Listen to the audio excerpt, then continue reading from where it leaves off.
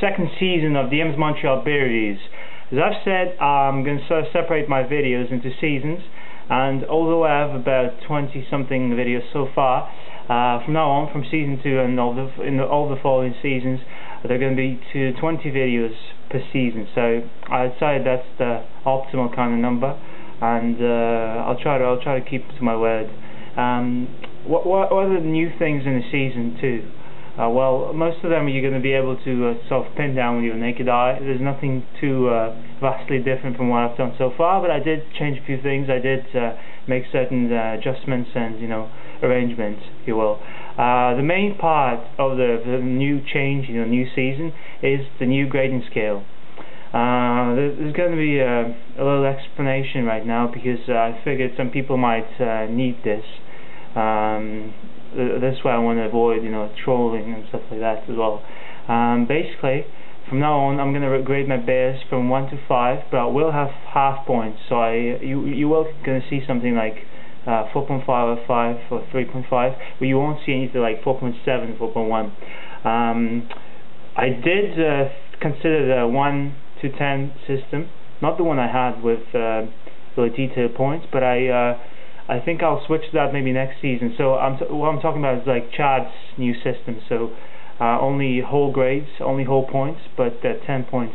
I don't want to go that, because I don't want to switch to that right away, because it might lead to some confusion, since I've already used the 1 to 10 system, right? So I want to adjust, sort of have a transition period, if you will.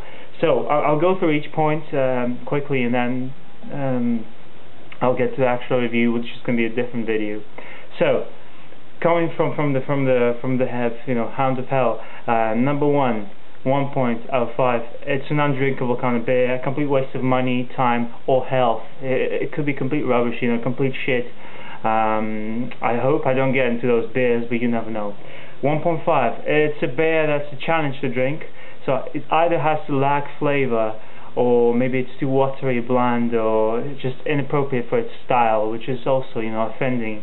From the top of my head, I can think of 2 beers right now, but I'm not going to name them, just to avoid, picking on certain beers. 2 out of 5 is a beer with questionable taste. So it's not entirely a bad shit beer, but it's drinkable, but it's still lacking something that I would expect in a good beer. So either flavor or mouthfeel or anything like that. Could be refreshing, so like Miller, something like that, but not entirely there.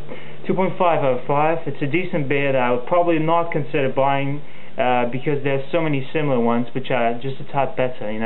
I'm talking mostly about some lagers and pilsners, because these tend to go really vary. So you can find all sorts of lagers and pilsners, even though they taste pretty much the same.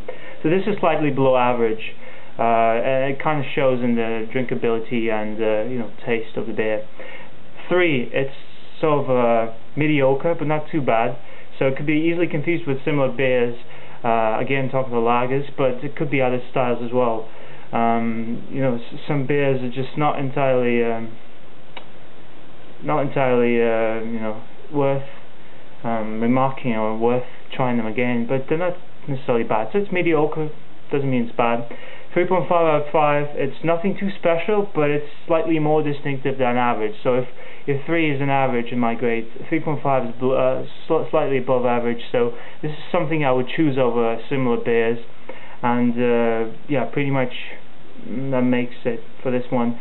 It's something that it's not entirely too distinctive, but it's enough.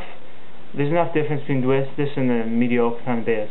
4 out of 5. It's a beer with character, so makes it somewhat more distinctive, makes it memorable. This is the kind of beer that leaves us thinking, and whoa, I wish I had more of this. And there are a lot of beers from all sorts of categories, all sorts of styles, which would probably fit into this category. As I review the beers in this season, I'm probably going to find this out. 4.5 is great beer. Could be a favorite of mine. Could be already favorites. Could become a favorite after my review. It's a definite recommendation. Even though I might recommend a lot of beers that are 4 out of 5, 4.5 is a definite. I'm not going to even say this recommendation. I would assume people understand this. It's possible to wish for small improvements in these kind of beers, but overall it's outstanding. Just it's a great example of the style. Usually these beers tend to be really representational of the style. And finally, 5 out of 5 in this scale. Unlike my previous system where I said I would never probably give a 10 out of 10 for beer, 5 out of 5 is possible, it's achievable. It's an outstanding beer that has everything in style, everything that's expected from the style of this beer, and it's memorable, just perfect for the style. Doesn't mean that it's the best beer out there, just the best out of this category. A lager, for all I care, a lager can get a 5 out of 5 if it's really that good. No, I'm not expecting a whole lot of beers to be 5 out of 5 beers, but still, I'm not going to say I'm never going to give this to Pilsner or lager. So that does it for the new grading scale. I know some people are going to say that it's just easier to switch to 1 to 10 scale, and I'm not saying I won't. I'm saying this is just a transitional period. I'll see how it goes. If it works out, maybe I'll carry on. If not, I'll switch to the 1 through 10 system. But yeah, that does it for this video. I just wanted to explain a certain thing. And if you click over here, you're going to see my first video, first review of Season 2.